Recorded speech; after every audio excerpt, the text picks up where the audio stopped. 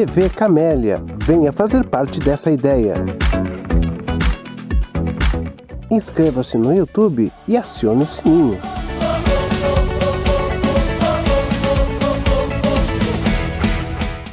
Quando você olha esse slide que está aí na tela, né, então você tem ali uma primeira imagem, né, depois você tem ali uma corujinha, você está dizendo, olha, que aula que é essa? Portanto, dando um indicativo da sequência, né, você tem ali um título e você tem a parte de baixo, que é uma coisa importantíssima, que são quem pensou esse processo. Então, para que você possa entender esses elementos, a primeira coisa que vem é entender quem são os autores dessa produção, né?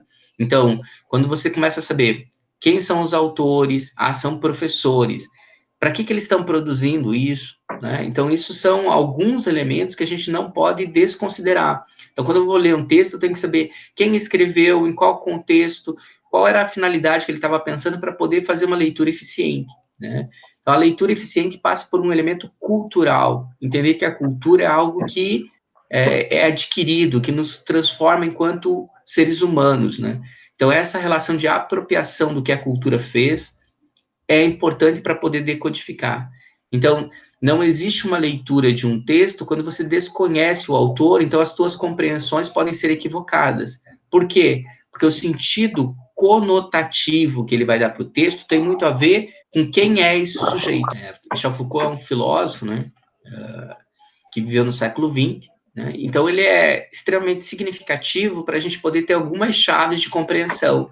Então, quem é esse sujeito que fala é um dos mecanismos, é uma das chaves para você começar a tentar entender qual é a codificação que ele coloca no texto. Então, quando você vê uma imagem como essa que está aí, que leitura você faz, né? Acho que a primeira grande coisa que a gente poderíamos fazer várias leituras, mas a primeira coisa importante é assim, você tem que ter um espaço adequado para poder fazer a tua atividade de estudo, entendeu?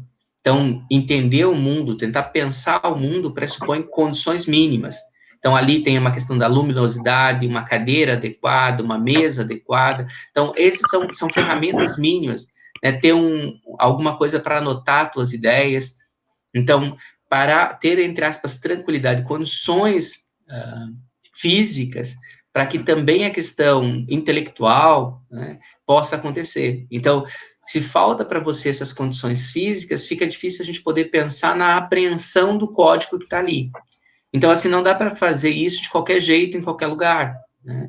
Porque senão a tua leitura pode ser distorcida. Então, esse é o primeiro elemento que se coloca aí. Então, a gente evita, entre aspas, os ruídos da comunicação. E isso, para evitar esses ruídos, a gente precisa do quê? De considerar esses espaços, né?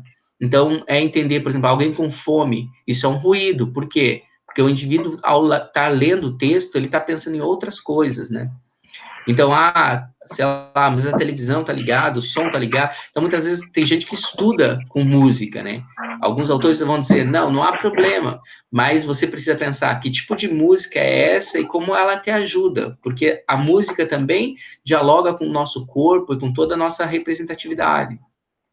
A gente sabe que esse processo de leitura eficiente ocorre em vários movimentos, né? Eu estou vendo um programa de televisão, eu estou fazendo esse tipo de leitura. Eu estou conversando com meu amigo, eu também estou fazendo essa leitura. Se ele está interessado no que eu estou falando, ou se ele está desinteressado pela leitura corporal em que ele manifesta isso, né?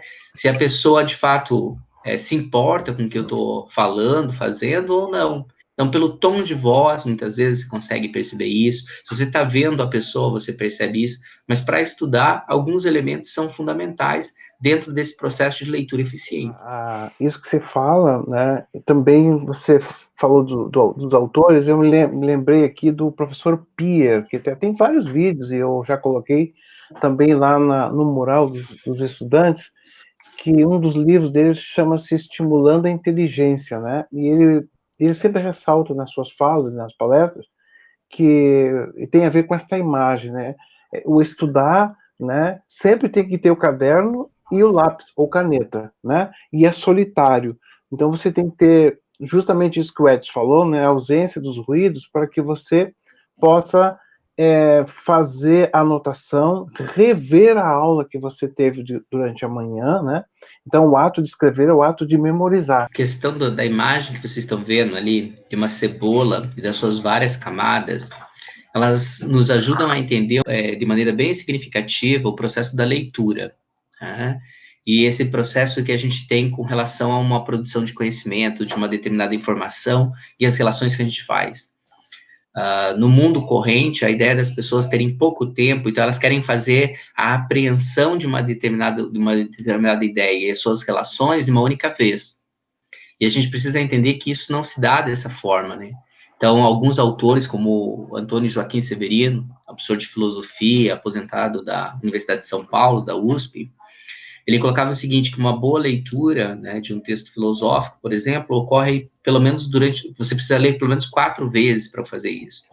Então, uma primeira leitura, que é essa leitura de decifrar alguns códigos ali, então, uma visão da totalidade, né? Depois você vai começar a fazer o quê? Desvelar quais são os termos e conceitos que você não conhece. Porque uma coisa é conseguir ler as palavras que estão ali. Outra coisa diferente é conseguir entender qual é o significado daquela palavra na realidade, a representação, né? Depois é tentar compreender pontos que a gente vai falar aqui, das ideias principais, secundárias, a forma como é ligado isso no texto, né? Pensando no objetivo que o indivíduo apresenta no início e como ele vai tecendo argumentos para chegar nas suas considerações. Então, esse processo de descobrir os elementos que estão no texto, compreender os seus significados, portanto, veja, não é só um processo que a Magda Soares vai falar do alfabetizar, né, que é assim, a pessoa consegue ser alfabetizada quando ela consegue ir ali e falar, opa, isso aqui é a letra D, isso aqui é a letra E, ela vai falar, não, mas como que você coloca isso no mundo, né? Isso é extremamente significativo, então você precisa entender que a gente precisa hoje, mais do que nunca, conseguir colocar as palavras e o entendimento no mundo, e isso dá um certo trabalho, por isso que a gente precisa ler. Eu vou me apropriar de um determinado elemento. Quando você coloca isso na tua realidade, por exemplo, eu descobri uma nova palavra, então eu consigo construir frases, orações, trazer ela para minha comunicação diária, então eu me aproprio disso. E aí, quando eu entendo esse elemento, então, aí eu falo, opa, agora eu consegui, dei o salto, entendi isso aqui. Aí você muitas vezes faz o quê? Você retoma o texto para ver se esse entendimento corresponde àquilo que o autor fez quando produziu o texto. Por isso que essa questão da cebola ela é muito interessante, né? Os existencialistas, por exemplo, eles vão dizer isso, né? A essência do mundo não está em um determinado ponto, mas está no seu aparecer, né? Então, não dá para você falar, vou ir aqui e encontrei, né? Ou a essência está escondida. Não, a essência está lá. Então, você precisa perceber isso. Então, o autor não vai esconder a perspectiva de alguém que escreve um texto, que produz um vídeo, que produz uma imagem, é comunicar. Então, ele não escondeu a essência do texto, ela está lá. Então, o que eu preciso? É só disso que o senhor Paulo colocou ali, de, entre aspas, me dedicar, a sentar, a ter paciência para encontrar isso. E quando você encontra, aí vem um momento de felicidade, de êxtase, de mostrar esse elemento que é próprio do ser humano, né? A nossa capacidade de compreensão e de comunicação.